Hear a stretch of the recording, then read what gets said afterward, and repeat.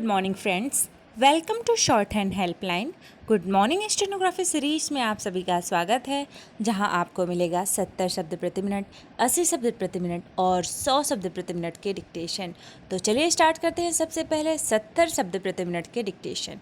इसकी पीडीएफ प्राप्त करने के लिए आप हमारे टेलीग्राम चैनल को ज्वाइन कर सकते हैं। टेलीग्राम चैनल ज्वाइन करने के लिए या तो आप डिस्क्रिप्शन बॉक्स चेक करें या फिर डायरेक्ट टेलीग्राम पे सर्च करें स्टेनो हेल्पलाइन या शॉर्ट हैंड हेल्पलाइन या फिर गुड मॉर्निंग स्टेनोग्राफी सीरीज। तो चलिए स्टार्ट करते हैं पहले 70 शब्द प्रति मिनट के डिक्टेशन।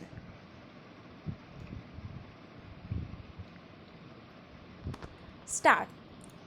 अयोध्या में बहु प्रतीक्षित राम मंदिर निर्माण के भूमि पूजन समारोह के अवसर पर देश जिस तरह राममय और रोमांचित दिखा, वह राम नाम की महिमा का प्रताप भी है और इसकी पुनः पुष्टि भी कि इस देश के रोम रोम में राम बसते हैं। पूर्ण विराम। इस अवसर पर जगमग अयोध्या के माध्यम से जैसी अद्भुत सकारात्मकता का संचार हुआ और भावुक कर देने वाली जो भावभूमि निर्मित हुई, उसे सहेजने के साथ ही पोषित भी किया जाना चाहिए, ताकि सबके मन को मोहने और मुदित करने वाले राम के नाम का मंदिर राष्ट्र के उत्थान का प्रेरणा स्थल बन सके। पूर्ण विराम। इस अवसर पर प्रधानमंत्री ने यह सही कहा कि जैसे स्वतंत्रता आंदोलन के समय देश के लोगों ने अपना सब कुछ समर्पित कर दिया था, वैसे ही राम मंदिर निर्माण के लिए भी लंबा संघर्ष करना पड़ा और लाखों लोगों को बलिदान देना पड़ा। पूर्ण विराम। इस संघर्ष और बलिदान का लक्ष्य अयोध्या में केवल राम के नाम का मंदिर बनाना नहीं, बल्कि राम राज्य के उन मूल्यों को जीवित रखना ही था, जिनसे कोटि कोटि लोग प्रेरणा पाते हैं। पूर्ण विराम। राम मंदिर निर्माण का श्री गणेश हमारी सांस्कृतिक और आध्यात्मिक चेतना का उदय है और इसे इसी रूप में ग्रहण किया जाना चाहिए। पूर्ण विराम। पैरा। राम मंदिर निर्माण के भूमि पूजन समारोह के साथ ही राम की स्मृति संजोने का वह बड़ा काम हो गया, जिसकी प्रतीक्षा में सदियां गुजर गईं। पूर्ण विराम। अब देश को भगवान राम के उन दूसरे कार्यों को पूरा करने को लेकर समर्पण भाव दिखाना चाहिए, जो राम राज्य के आधार हैं। पूर्ण विराम। यह समर्पण ठीक वैसा ही होना चाहिए जैसा उनके जन्म स्थान पर मंदिर निर्माण के लिए दिखाया गया। पूर्ण विराम। भगवान राम का संपूर्ण जीवन सबको साथ लेकर चलने, सबके मान सम्मान की चिंता करने, सबकी भलाई सुनिश्चित करने के प्रति समर्पित रहा और इसीलिए वह मर्यादा पुरुषोत्तम कहलाए। पूर्ण विराम। पैरा। इससे बेहतर और कुछ नहीं कि राम मंदिर निर्माण की प्रक्रिया जैसे जैसे आगे बढ़े वैसे वैसे जन जन में यह संदेश जाए कि राम मंदिर का निर्माण राष्ट्र के निर्माण का माध्यम है। पूर्ण विराम। इस लक्ष्य की पूर्ति तभी हो सकती है जब भारतीय समाज में सद्भाव और समरसता बढ़े। पूर्ण विराम।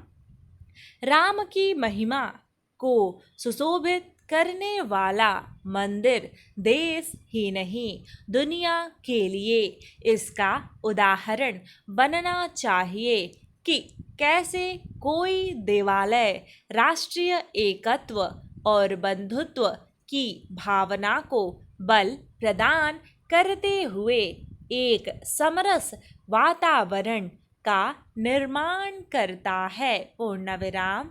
ऐसा कोई वातावरण ही राम राज्य के सपने को साकार करने में सहायक होगा।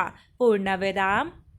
यही वातावरण भारत की संस्कृति, उसकी सामर्थ्य और साथ ही शक्ति से दुनिया को परिचित कराने का काम करेगा और राष्ट्र को उत्कर्ष के उस शिखर की ओर ले जाएगा जिसकी कल्पना भी की जाती है और परिकल्पना भी। पूर्ण विराम।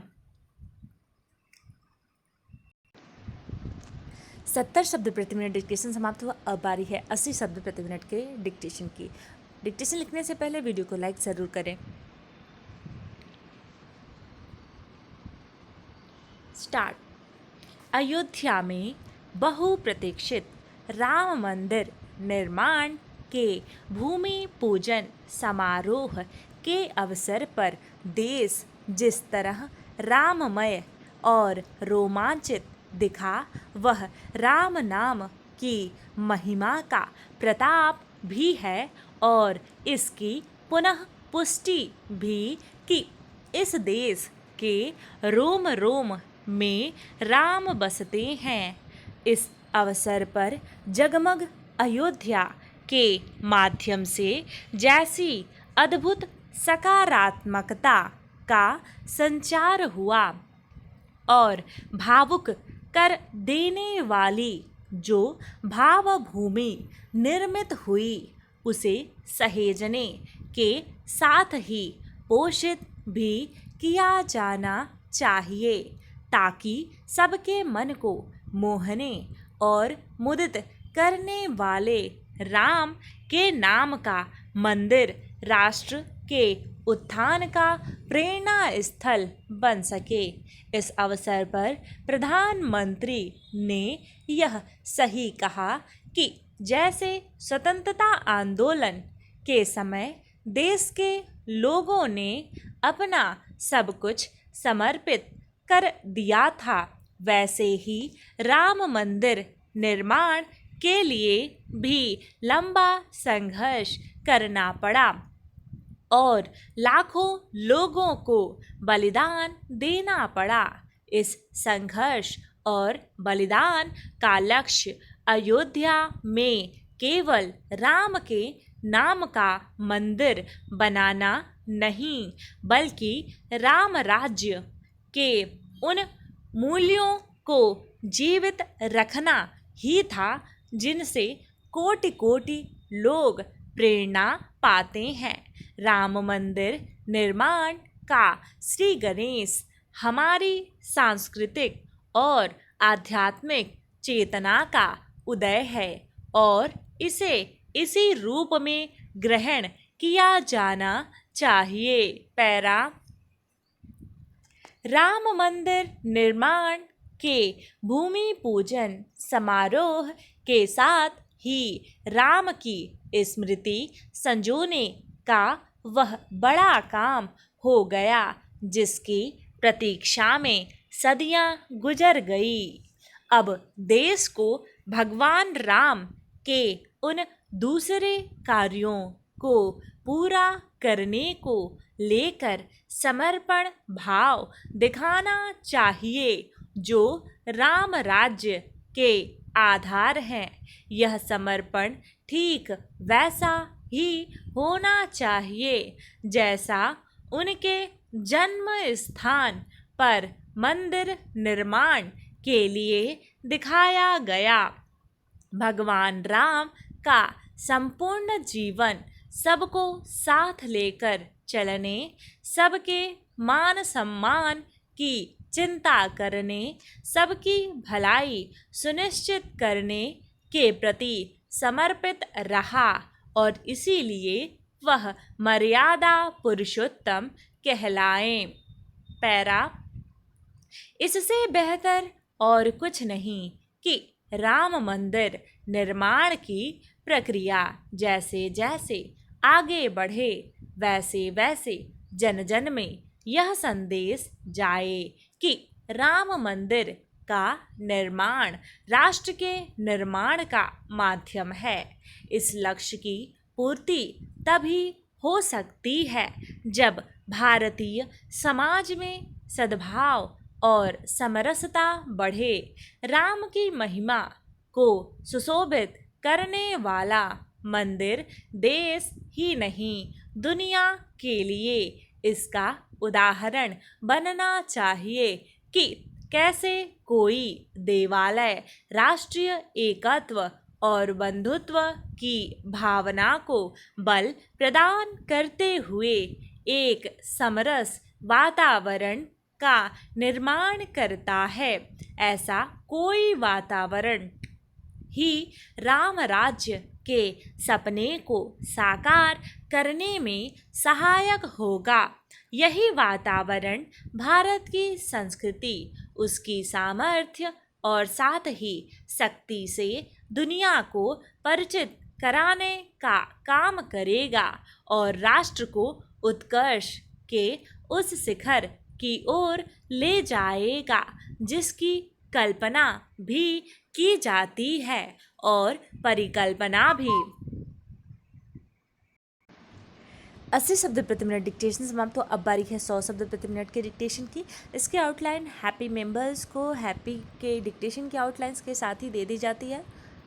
तो चलिए स्टार्ट करते हैं 100 शब्द प्रति मिनट के डिक्टेशन। स्टार्ट होगा 3 सेकेंड बाद। स्टार्ट। अयोध्या में बहुप्रतीक्षित राम मंदिर निर्माण के भूमि पूजन समारोह के अवसर पर देश जिस तरह राममय और रोमांचित दिखा, वह राम नाम की महिमा का प्रताप भी है और इसकी पुनः पुष्टि भी कि इस देश के रोम रोम में राम बसते हैं। इस अवसर पर जगमग अयोध्या के माध्यम से जैसी अद्भुत सकारात्मकता का संचार हुआ और भावुक कर देने वाली जो भावभूमि निर्मित हुई, उसे सहेजने के साथ ही पोषित भी किया जाना चाहिए ताकि सबके मन को मोहने और मुदित करने वाले राम के नाम का मंदिर राष्ट्र के उत्थान का प्रेरणा स्थल बन सके। इस अवसर पर प्रधानमंत्री ने यह सही कहा कि जैसे स्वतंत्रता आंदोलन के समय देश के लोगों ने अपना सब कुछ समर्पित कर दिया था, वैसे ही राम मंदिर निर्माण के लिए भी लंबा संघर्ष करना पड़ा और लाखों लोगों को बलिदान देना पड़ा। इस संघर्ष और बलिदान का लक्ष्य अयोध्या में केवल राम के नाम का मंदिर बनाना नहीं, बल्कि राम राज्य के उन मूल्यों को जीवित रखना ही था जिनसे कोटि कोटि लोग प्रेरणा पाते हैं। राम मंदिर निर्माण का श्री गणेश हमारी सांस्कृतिक और आध्यात्मिक चेतना का उदय है और इसे इसी रूप में ग्रहण किया जाना चाहिए। राम मंदिर निर्माण के भूमि पूजन समारोह के साथ ही राम की स्मृति संजोने का वह बड़ा काम हो गया जिसकी प्रतीक्षा में सदियां गुजर गईं। अब देश को भगवान राम के उन दूसरे कार्यों को पूरा करने को लेकर समर्पण भाव दिखाना चाहिए जो राम राज्य के आधार हैं। यह समर्पण ठीक वैसा ही होना चाहिए जैसा उनके जन्म स्थान पर मंदिर निर्माण के लिए दिखाया गया। भगवान राम का संपूर्ण जीवन सबको साथ लेकर चलने, सबके मान सम्मान की चिंता करने, सबकी भलाई सुनिश्चित करने के प्रति समर्पित रहा और इसीलिए वह मर्यादा पुरुषोत्तम कहलाए। इससे बेहतर और कुछ नहीं कि राम मंदिर निर्माण की प्रक्रिया जैसे जैसे आगे बढ़े वैसे वैसे जन मन में यह संदेश जाए कि राम मंदिर का निर्माण राष्ट्र के निर्माण का माध्यम है। इस लक्ष्य की पूर्ति तभी हो सकती है जब भारतीय समाज में सद्भाव और समरसता बढ़े।